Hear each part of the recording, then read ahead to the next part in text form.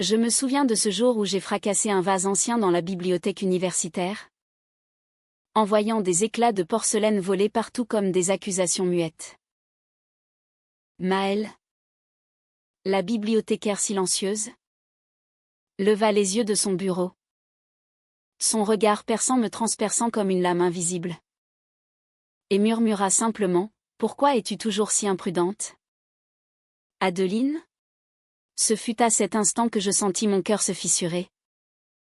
Non à cause du vase brisé, mais parce que sa voix, si rare et si grave, révéla en moi un désir que je n'avais jamais osé nommer.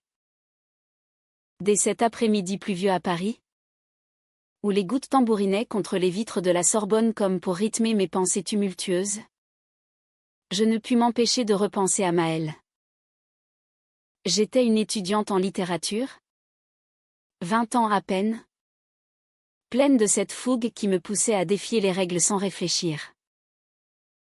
Pourquoi avais-je renversé ce vase ? Peut-être pour attirer son attention ? Pour briser ce mur de silence qu'elle érigeait autour d'elle. Elle avait 35 ans. Ou du moins c'est ce que j'imaginais. Avec ses cheveux noirs impeccablement noués et ses lunettes fines qui lui donnaient un air d'intellectuel inaccessible. Mais derrière cette façade, je pressentais une tempête. Un océan de secrets qui m'attirait irrésistiblement. Je m'assis à une table isolée, feignant d'étudier un volume de Baudelaire. Mais mon esprit vagabondait. Pourquoi elle ? Parmi toutes les personnes que je croisais dans les couloirs bondés de l'université. Pourquoi cette femme qui parlait si peu ? Qui se contentait d'un hochement de tête pour répondre aux questions ? Je me surpris à l'observer de loin, notant la façon dont ses doigts effleuraient les reliures des livres. Comme si elle caressait des souvenirs perdus. Était-ce de l'admiration ? Ou quelque chose de plus profond ? De plus interdit ? Dans ma tête ? Les questions tourbillonnaient, suis-je folle de ressentir cela ? Ma famille, conservatrice et ancrée dans les traditions bourgeoises de la province, ne comprendrait jamais. Mais au fond de moi, une voix insistante murmurait que ce n'était pas une simple curiosité. Le soir venu, je décidai de rester tard, prétextant un essai à terminer. La bibliothèque se vida peu à peu, laissant place à un silence oppressant. Maëlle rangeait les étagères avec une précision méthodique. J'osai m'approcher. « Excusez-moi pour le vase, » dis-je d'une voix tremblante. Je paierai les réparations. Elle se tourna lentement. Ses yeux verts plongeant dans les miens. Ce n'est pas l'argent qui m'inquiète, Adeline. C'est ton imprudence. Tu cours après quoi ? Au juste. Sa question me frappa comme un coup de poignard. Courais-je après elle ? Ou après une version de moi-même que je n'osais pas affronter ? Je balbutiai une réponse évasive. Mais intérieurement, je bouillonnais. Pourquoi son ton était-il si distant ? Si protecteur ? Était-ce de la pitié ? Ou cachait-elle quelque chose ? Les jours suivants, je multipliais les visites. Chaque interaction, aussi brève soit-elle, alimentait mon obsession. Un matin, je la vis rire doucement avec une collègue. Un éclat rare qui illumina son visage. Mon cœur se serra. Pourquoi ne riait-elle jamais avec moi ? Étais-je indigne ? Ces pensées me rongeaient, me poussant à des actes impulsifs. Un après-midi, je oubliai un livre sur son bureau. Avec un mot glissé dedans, « Merci pour votre patience. Adeline. » Elle ne répondit pas. Mais le lendemain, le livre était de retour sur l'étagère, sans note. Ce silence me torturait.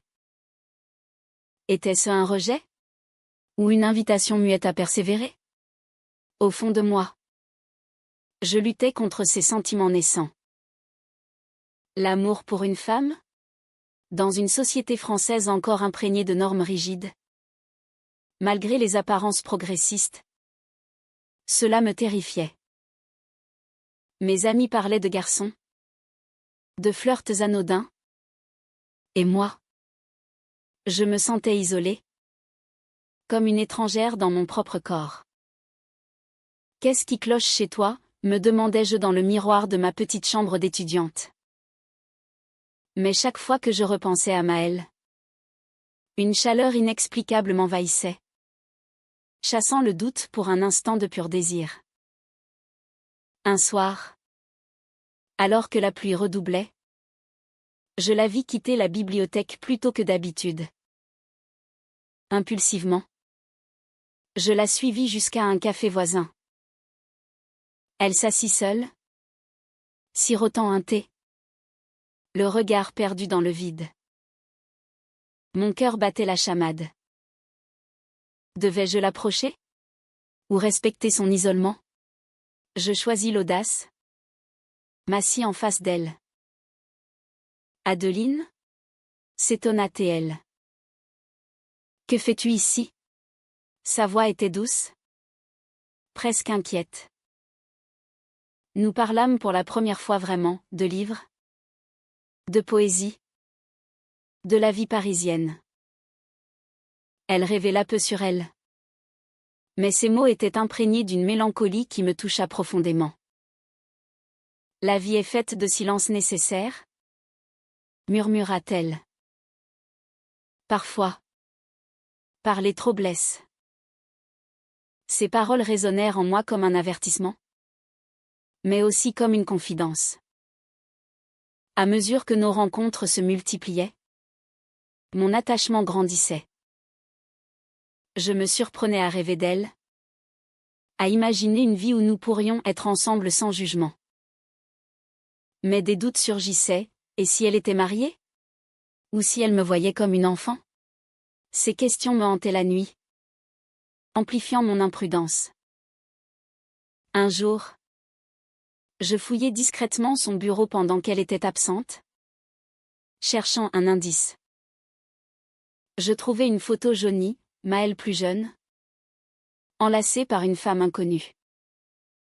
Mon cœur s'emballa.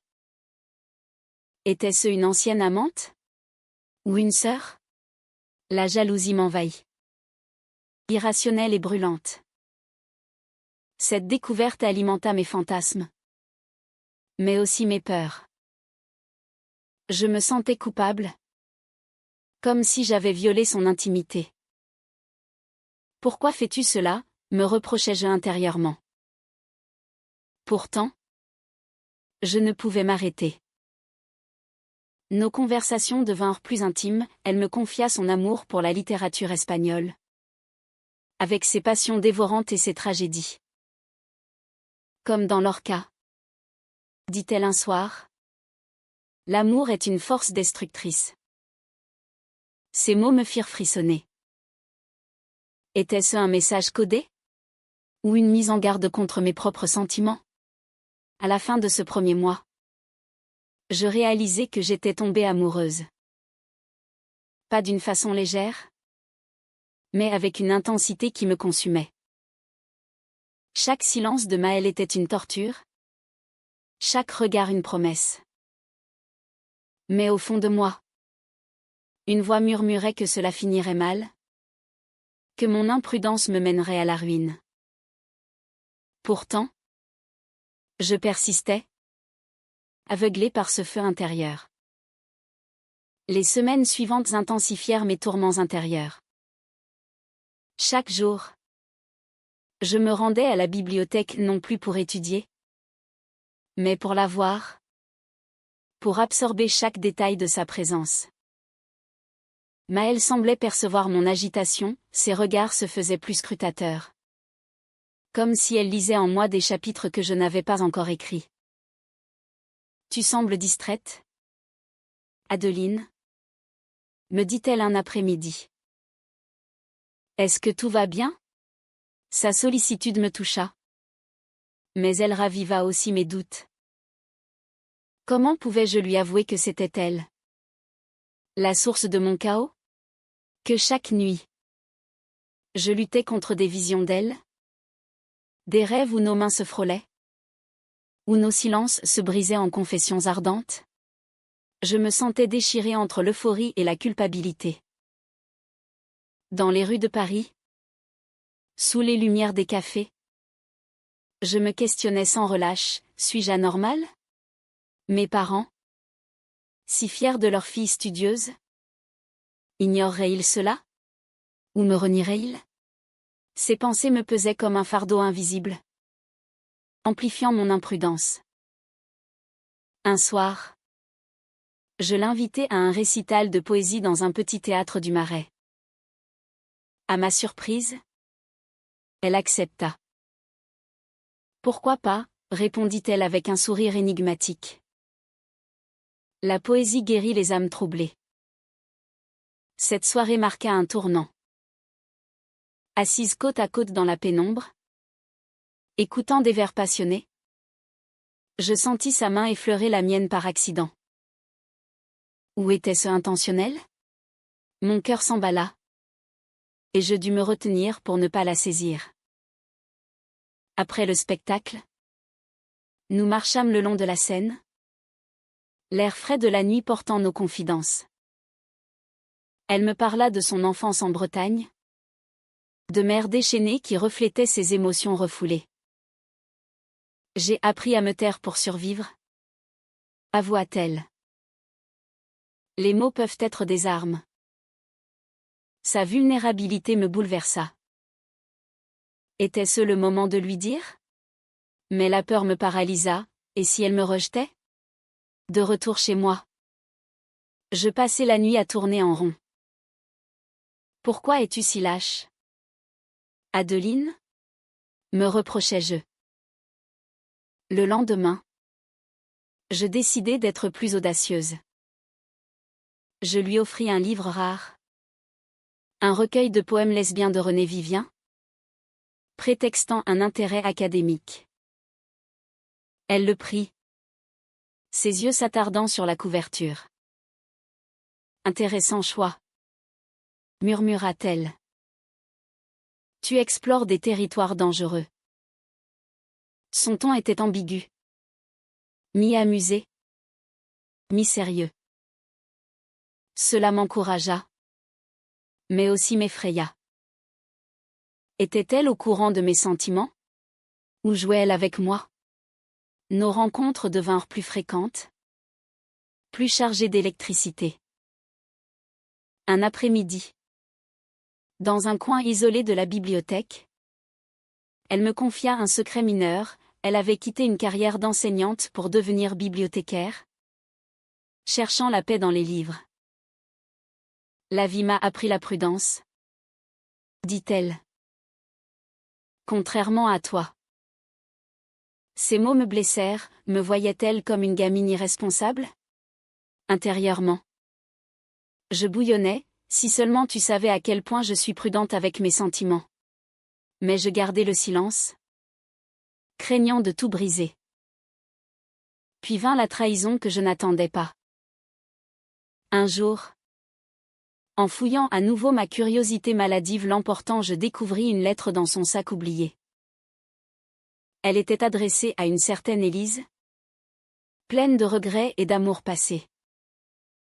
Je t'aime encore, mais je dois avancer, lisait-on. Mon monde s'effondra. Maëlle avait aimé une femme? Mais qui était Élise? Une ancienne compagne? La jalousie me consuma. Mêlée à une joie perverse, elle était comme moi. Pourtant, la douleur l'emporta. Pourquoi ne m'en avait-elle pas parlé? Me cachait-elle cela pour me protéger? Ou parce que je n'étais rien pour elle? Confrontée à ce secret, mes émotions explosèrent. Je l'évitai pendant des jours, prétextant des examens. Intérieurement, je me torturais. Elle t'a menti par omission. Comment lui faire confiance? Quand je revins, elle remarqua mon changement. Qu'est-ce qui te tourmente? Adeline? Demanda-t-elle doucement. Je faillis tout avouer. Mais la peur me retint. Au lieu de cela, je devins distante, imprudente dans mes paroles. Un soir, je lâchai, les silences cachent parfois des mensonges. Elle pâlit. Et pour la première fois, je vis de la douleur dans ses yeux. Cette période amplifia mes conflits intérieurs. Je me sentais trahi. Pourtant je l'aimais plus que jamais. Pourquoi l'amour fait-il si mal, me demandais-je, errant seul dans les jardins du Luxembourg. Mes notes chutaient. Mes amis s'inquiétaient. Mais je ne pouvais confier mon secret. Maëlle tenta de se rapprocher. M'envoyant un message, parlons. S'il te plaît. Mais je résistais. Nourri par une rancœur irrationnelle. Enfin. Un soir orageux. Je cédai. Nous nous retrouvâmes dans un café. Elle avoua, Élise était mon passé. Une histoire douloureuse qui m'a brisée. Ses larmes coulèrent. Et mon cœur se serra. Était-ce de la compassion? Ou de l'amour?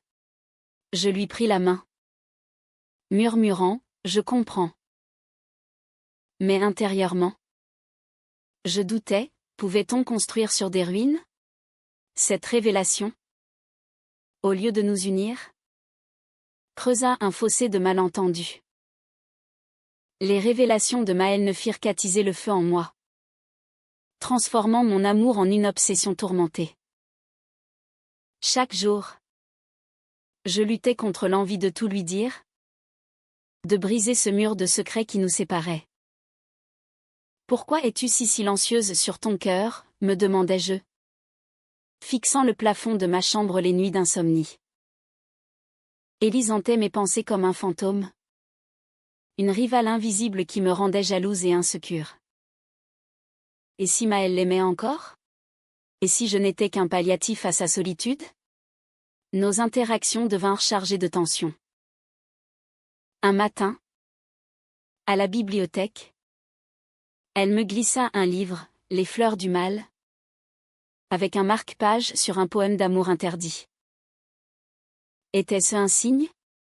Mon pouce accéléra. Merci. Balbutiai-je. C'est approprié. Elle sourit faiblement. Mais ses yeux trahissaient une tristesse profonde. Intérieurement, je hurlais, dis-moi que tu ressens la même chose. Mais les mots restaient coincés. Prisonnier de ma peur. Puis vint l'incident qui fit basculer tout.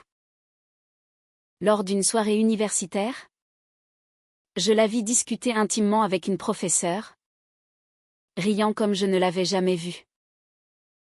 La jalousie m'aveugla, je m'approchai. Imprudente comme toujours. Et lâchai une remarque acerbe, vous semblez bien proche. Maëlle se raidit. Et plus tard? Seule avec moi. Elle explosa, qu'est-ce qui te prend? Adeline? Tu n'as pas le droit de juger. Sa colère me blessa. Mais elle révéla aussi sa vulnérabilité. Je suis désolée, murmurai-je. C'est juste que je tiens à toi. Les mots étaient sortis. Ambigus mais lourds de sens. Cette confession partielle ouvrit la porte à des malentendus plus profonds. Maëlle s'éloigna, prétextant du travail. Intérieurement, je me flagellais, tu as tout gâché. Pourquoi ne pas avoir été honnête? Mes journées devinrent un calvaire, je errais dans Paris. Visitant des lieux qui me rappelaient elle, la Seine, les librairies du quartier latin. Une amie me confronta, tu es amoureuse? N'est-ce pas? D'une femme? Son ton était choqué. Et cela amplifia ma honte. Et alors? Rétorquai-je intérieurement. L'amour n'a pas de genre. Mais au fond, je doutais de moi-même. Un soir, je reçus un appel anonyme, une voix féminine. Élise peut-être. Me mit en garde. Laisse Maëlle tranquille. Elle a souffert à cause de gens comme toi. Mon monde s'effondra. Était-ce une trahison? Maëlle m'avait-elle caché d'autres secrets? Furieuse, je la confrontai le lendemain. Qui est Élise vraiment? Criai-je dans la bibliothèque vide. Pourquoi me mens-tu? Elle pâlit. Les larmes aux yeux. Élise était ma compagne? Avoua-t-elle. Elle m'a quitté pour une vie normale. J'ai peur de revivre ça. Cette révélation me déchira. Je compris sa prudence. Mais la douleur de la trahison perçue l'emporta. Tu aurais dû me le dire, hurlai-je intérieurement. Nous nous disputâmes. Des mots durs fusant comme des flèches. Tu es trop jeune. Trop impulsive. Dit-elle. Cela ne marchera pas. Ces paroles me transpercèrent, amplifiant mon sentiment d'inadéquation. Étais-je vraiment immature? Ou était-ce une excuse pour me rejeter? Les jours suivants furent un tourbillon d'émotions. Je me sentais trahi. Pourtant je l'aimais avec une intensité accrue. Pourquoi l'amour est-il si cruel, me lamentais-je. Seule dans ma chambre. Je décidai de m'éloigner. Mais le destin en décida autrement.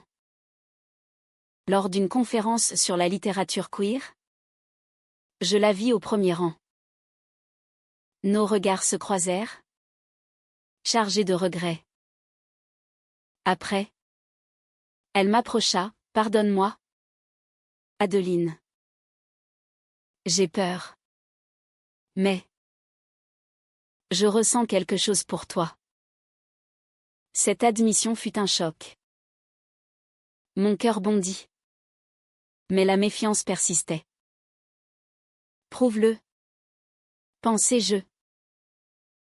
Nous commençâmes à nous voir en secret. Des promenades nocturnes. Des cafés intimes. Chaque toucher. Chaque regard approfondissait notre lien. Mais les ombres du passé planaient. Un soir, elle me confia, j'ai une fille. De mon mariage hétéro forcé avant Élise. Nouveau secret. Mon monde vacilla. Une enfant? Cela changeait tout. Pourquoi tant de mensonges, me demandai-je. Feignant le calme. Cette découverte amplifia les conflits. Je me sentais exclue. Comme si je n'étais pas digne de sa vie complète. Intérieurement. Je luttais, peux-tu accepter cela? Ou vas-tu fuir? Maëlle pleura, j'ai peur de te perdre. Mais aussi de blesser ma fille. Sa vulnérabilité me toucha. Mais la rage bouillonnait. Était-ce de la manipulation? Ou de l'amour sincère? Le point culminant approchait. Mais pour l'instant, nos cœurs saignaient en silence. Les aveux de Maëlle sur sa fille jetèrent une ombre plus sombre sur notre relation naissante, transformant l'amour en un champ de mine émotionnelle.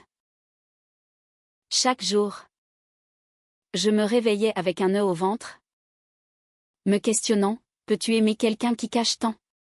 Sa fille, âgée de 10 ans, vivait avec elle. Un rappel constant d'un passé hétéronormatif qu'elle avait fui.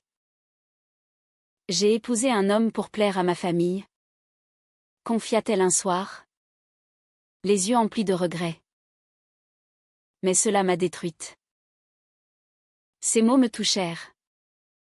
Mais ils ravivèrent aussi ma propre insécurité. Étais-je un rebond? Ou le vrai amour? Nos rencontres devinrent clandestines, chargées d'une intensité dramatique. Dans un parc sous la lune, elle me prit la main. Adeline, tu me fais revivre. Mais intérieurement, je doutais. Et ta fille? Me verras-tu un jour comme une famille? La jalousie envers cette enfant innocente me rongeait. Irrationnelle et honteuse. Tu es monstrueuse? Me reprochais-je. Elle n'y est pour rien. Puis vint la trahison ultime. Un après-midi. Je découvris des messages sur son téléphone laissés par inadvertance d'Élise. Reviens-moi. Oublie cette gamine. Mon sang se glaça. Élise était de retour? Maëlle lui répondait-elle? Furieuse. Je la confrontai dans sa maison, ignorant les risques. Tu me mens encore. Hurlai-je, les larmes coulant. Élise veut te récupérer. Maëlle, choquée, tenta de s'expliquer. Ce sont des vieux messages. Je les bloquai. Mais le doute s'était insinué. Poison lent. La dispute escalada en un tourbillon de reproches. Tu es paranoïaque? Adeline, cria-t-elle. Ton imprudence nous détruit. Ces mots me frappèrent comme un coup de fouet. Était-ce vrai? Mon impulsivité avait-elle tout saboté? Intérieurement, je m'effondrais. Pourquoi ne peux-tu pas être stable? Sa fille entra à ce moment, apeurée par les cris. Maman, murmura-t-elle. Maëlle la serra contre elle, me jetant un regard accusateur. Je me sentis comme une intruse, une destructrice. Je partis en claquant la porte, errant dans les rues pluvieuses de Paris. Tout est fini, pensai-je, le cœur en miettes. Les jours suivants furent un enfer. Je l'évitai, me noyant dans mes études pour oublier. Mais les souvenirs affluaient, ses sourires, ses confidences. L'as-tu perdu pour toujours? Me torturais-je. Une amie me conseilla, laisse tomber. C'est trop compliqué. Mais au fond, je savais que c'était l'amour de ma vie. Le climax survint lors d'une fête universitaire. Maëlle apparut, élégante et déterminée. Elle m'entraîna à l'écart. Adeline, écoute-moi. Élise est du passé. Toi, tu es mon présent. Mais ma fille, elle doit venir en premier. Ses yeux imploraient le pardon. Mon cœur se serra. Devais-je accepter ce rôle secondaire? Ou partir? Je t'aime, murmurai-je enfin. Mais les secrets m'ont brisé. Nous pleurâmes ensemble. Un moment de catharsis brute. Cette nuit, nous parlâmes jusqu'à l'aube. Elle révéla tout, son mariage forcé, sa découverte de sa sexualité, la perte d'Élise. J'ai peur de te blesser comme elle m'a blessé, avoua-t-elle. Sa vulnérabilité me désarma. Intérieurement, je luttais. Peux-tu lui faire confiance? Mais l'amour l'emporta. Nous nous embrassâmes pour la première fois, un baiser chaste, chargé d'émotions scellant une promesse fragile. Pourtant, les doutes persistaient. Le lendemain, Élise contacta Maëlle publiquement sur les réseaux, semant le chaos. Des rumeurs circulèrent à l'université, la bibliothécaire et l'étudiante? Scandaleux. Je me sentis exposée, jugée. Pourquoi cela arrive-t-il? Me lamentais-je. Maël, paniqué, proposa de tout arrêter, pour te protéger. Sa décision me déchira, était-ce de l'amour? Ou de la lâcheté? Je refusai, exigeant la vérité. Nous affrontâmes Élise ensemble, dans un café tendu. Laisse-nous tranquilles, dit Maël fermement. J'ai choisi Adeline. Élise partit. Défaite. Mais non sans lancer, tu regretteras. Ce moment fut libérateur. Mais il amplifia mes peurs, et si elle avait raison? À mesure que notre relation s'approfondissait, les conflits intérieurs s'intensifièrent.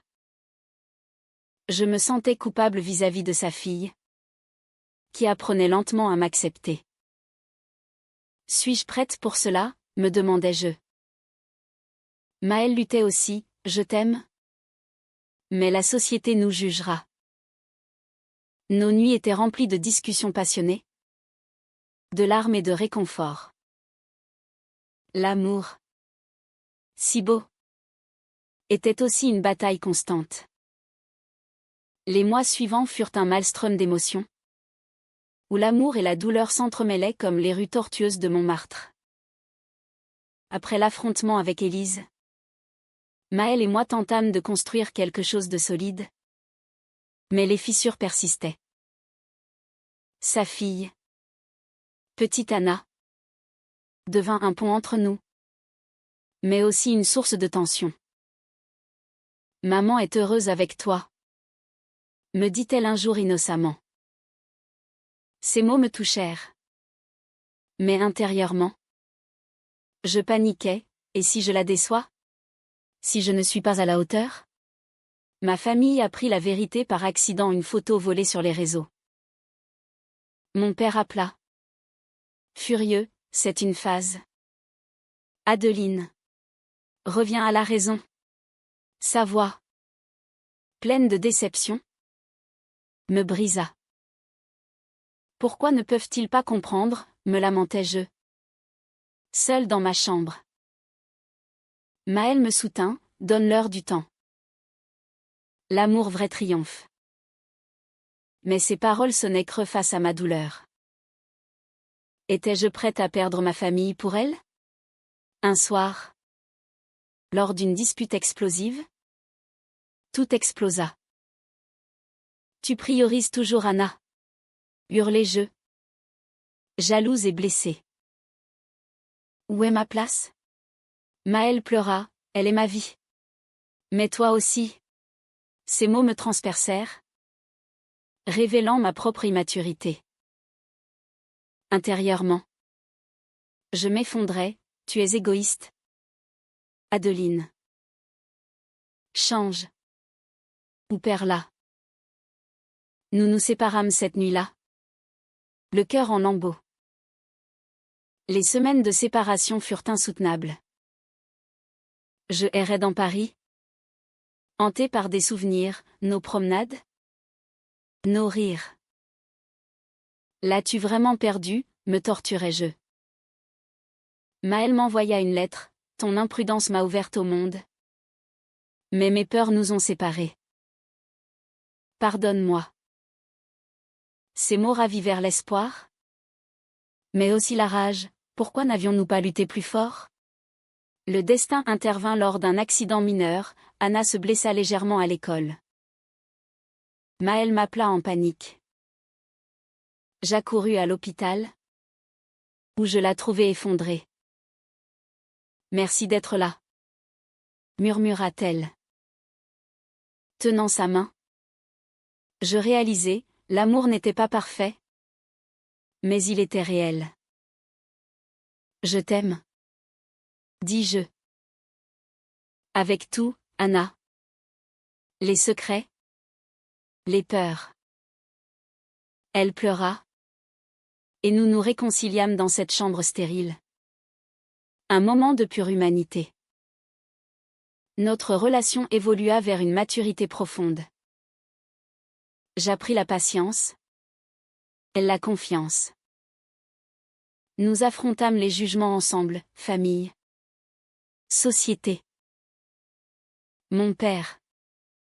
Après des mois. Accepta, si elle te rend heureuse. Ce fut une victoire amère, mais victorieuse. Aujourd'hui. Des années plus tard. Nous vivons ensemble. Une famille atypique mais unie. Anna m'appelle, Tata Adeline. Et Maëlle. Mon amour silencieux. Est devenu ma voix. L'imprudence de ma jeunesse nous a menés ici. À travers trahison et malentendu. Vers une paix méritée. L'amour. Avec ses drames. Nous a rendus plus fortes.